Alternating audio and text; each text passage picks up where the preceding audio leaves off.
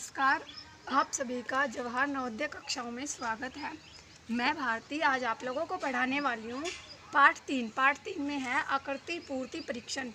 आकृति पूर्ति परीक्षण में हमें क्या करना होता है वो मैं आपको पिछली क्लास में थोड़ा बहुत बता चुकी हूँ। आज हम इसी पाठ को आगे विस्तार से पढ़ेंगे। जैसा कि यहाँ पे लिखा हुआ है मैंने परिचय में आकृति पूर्ति परीक्षण की परिभाषा है। जैसे कि दी गई आकृति में संपूर्ण आकृति का एक आकृति होती है, जैसे कि हमारे पास ये एक आकृति है।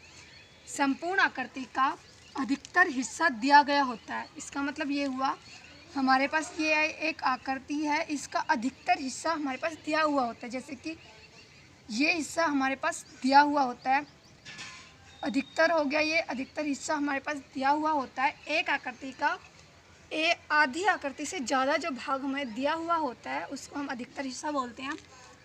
अधिकतर हिस्सा हमें दिया गया होता है, वह एक छोटा सा हिस्सा लुप्त होता है। लुप्त मतलब गायब होता है।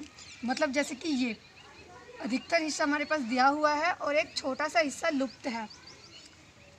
दिए गए 4 विकल्पों में से किसी एक हिस्से में दिया गया होता है। जैसे कि ये हमारे पास समस्या आकृति होती है और इसके फिर बाद में हमें 4 विकल्प दिए हुए होते हैं। उन चारों विकल्पों में कोई एक विकल्प हमारी इस आकृति को, इस जगह को पूरा करता है, जिससे हमारी ये वाली आकृति पूरी होती है। दिया गया होता है वह दिया गया हिस्सा हमारी समस्या आकृति को पूरा करता है। जैसे कि मैंने आपको भी बताया, हमें एक आकृति दी हुई होती है जिसका बहुत सारा हिस्सा में दिया हुआ होता है और एक छोटा सा हिस्सा होता है बिल्कुल वो लुप्त होता है, वो हिस्सा गायब होता है। फिर हमारे पास 4 विकल्प होते हैं। उन चारों विकल्पों में से हमें कोई आकृति चुननी होती है जो हमारी दिए गए हिस्से में लगाकर हमें पूरी करनी होती है। तो अब आगे हम प्रश्न पढ़ेंगे और सभी प्रश्नों को अच्छे से समझेंगे। मैं उम्मीद करती हूँ कि आप लोगों को परिभाषा थोड़ी अच्छे से समझ में आ गई होगी। आगे आप जब प्रश्नों को देखोगे और अपने हिसाब से करोगे तो आप परिभाषा को भी बहुत अच्छे से समझ पाओगे। अब जैसे कि प्रश्न नंबर 1 में हम देखेंगे कि हमारे पास किसी आकृति का अधिकतर हिस्सा ये हो गया दिया हुआ है और एक छोटा सा हिस्सा जैसे कि ये हमारे पास लुप्त है। अब हमें इन चारों हिस्सों में से ये वाला हिस्सा देखना है कि कौन सी विकल्प हमारा इस हिस्से को पूरा करेगा। अब हमें वही हिस्सा यहाँ पे देखना है। हम कैसे देखते हैं वो हिस्सा? अगर हम सीधा यहाँ पे देखेंगे तो हमें वो शायद थोड़ा कम समझ में आए। तो हम क्या करेंगे, हम अपनी इस आकृति को पूरा बना के देख लेंगे। जैसे कि इसको हम पूरा करेंगे ऐसे। अब ये लाइन हमें दी हुई है, इसी लाइन को हम पूरा कर देंगे और इसके ऊपर से भी एक लाइन है तो हम इस लाइन को भी पूरा कर लेंगे। अब हमें पता चलेगा कि हमारा जो हिस्सा था वो बन गया है। अब हम इसमें देखेंगे कि ये हिस्सा हमारा चारों विकल्पों में से कौन सा है। जब आप चारों विकल्पों को ध्यान से देखेंगे तो आप पाएंगे कि हमारे पास अब हम इन विकल्पों में से अपने उत्तर को कैसे लगाएंगे। तो हमें एक छोटा सा ट्रिक है, या फिर आप इसको छोटा सा ट्रिक समझो या फिर अपने हिसाब से देखना। लेकिन अगर हम ऐसे ही किसी भी विकल्प को उठा के यहाँ रखेंगे तो शायद हम इसको नहीं कर पाएंगे। तो अब हमने ये बना लिया, बना के हम इन 3 आकृति को ऐसे ढक लेंगे। ढकने के बाद हमारी जो ये आकृति होगी बिल्कुल ही ये वाली आकृति हमारी किसी एक विकल्प से ज़रूर मिलती जुलती होगी और वही आकृति हमारा उत्तर होगी। अब आपने इस आकृति को ढकने के बाद देखा कि हमारी जो ये आकृति है किससे मिलती जुलती है? ए से, क्योंकि ए की जो दिशा है वो हमारी बिल्कुल इस आकृति जैसी है जो हमने बनाकर पूरी की है।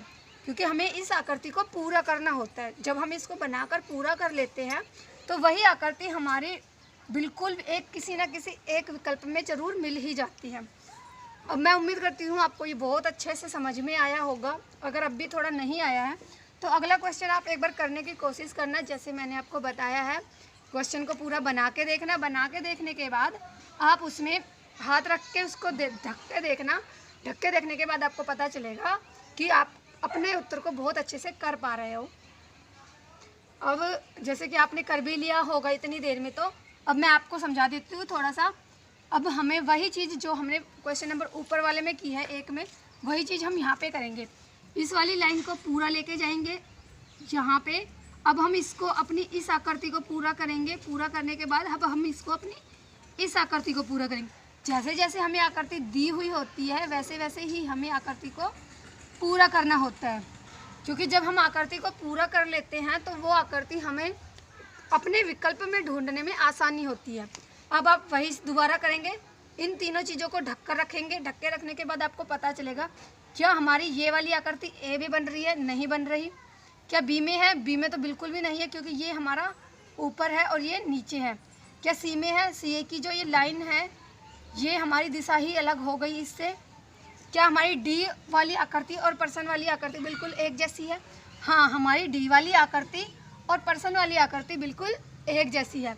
अब आप लोगों को बहुत अच्छे से समझ में भी आ गया होगा। अब बाकी हम अभी और थोड़े क्वेश्चन करेंगे। आज के लिए हम 5 क्वेश्चन करेंगे। 5 सवालों में आप अच्छे से इस पाठ को पूरा समझ पाओगे और इसको करने की कोशिश भी करोगे। आकृति पूर्ति परीक्षण का परिचय हम पढ़ चुके हैं। अब मैंने उसी आधार पर 5 सवाल लिखे हैं। मैं उम्मीद करती हूँ अगर आपको परिचय बहुत अच्छे से समझ में आया होगा तो आप इन 5 सवालों को बहुत अच्छे से कर पाओगे। सवाल नंबर 1 में जब आप देखोगे तो मैंने आपको जब भी बताया था कि हम सबसे पहले क्या करेंगे, हम अपने सवाल को अच्छे से देखेंगे।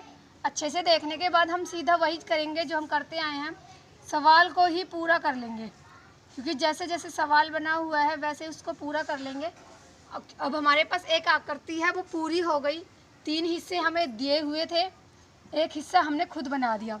जो हिस्से दिए हुए थे उन हिस्सों को हम ढक लेंगे। ढकने के बाद देखेंगे हमारी ये वाली आकृति किस आकृति से मिलती जुलती है। विकल्प के अंदर हम देखेंगे क्या हमारी ए से मिलती जुलती है। हाँ, बिल्कुल हमारी पर्सन आकृति ए आकृति जैसी है, तो हमारा उत्तर किसके साथ जाएगा, ए के साथ। क्या बी जैसी है, बी जैसी बिल्कुल नहीं है, सी जैसी भी नहीं है और डी जैसी भी नहीं है। अब आपको बहुत अच्छे से ये वाला सवाल भी समझ में आया होगा। अगला सवाल आप ध्यान से देखना और उसको करने की कोशिश करना, क्योंकि जब आप खुद से सवाल नंबर 2 में हमें हमारे तीर देखने हैं, क्योंकि जैसे जैसे तीर की दिशा है बिल्कुल एक जैसे ही होनी चाहिए। अब हमने ये लाइन पूरी कर ली। अब हम देखेंगे कि हमारे ये तीर जो एक दिशा में जा रहे हैं इनको हम अब एक ही दिशा में रखेंगे, नीचे वाले को नीचे वाली दिशा में रखेंगे। अब इसको ढककर देखेंगे।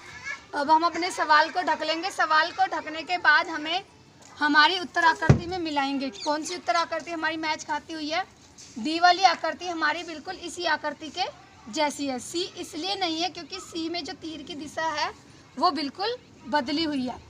अब हम क्वेश्चन नंबर 3 को देखेंगे। 3 में भी हमें वही चीज़ करनी है, हमें हमारी आकृति को पूरा करना है। पूरा करने के बाद हमें अपनी पर्सन आकृति को ढकना है। ढकने के बाद जो हमने आकृति पूरी की है उस आकृति को हर ऑप्शन में देखते हुए चलना है।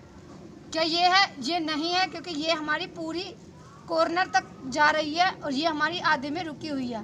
क्या डी है, तो हमारी जो उत्तर आकृति किसके साथ जाएगी, डी के साथ।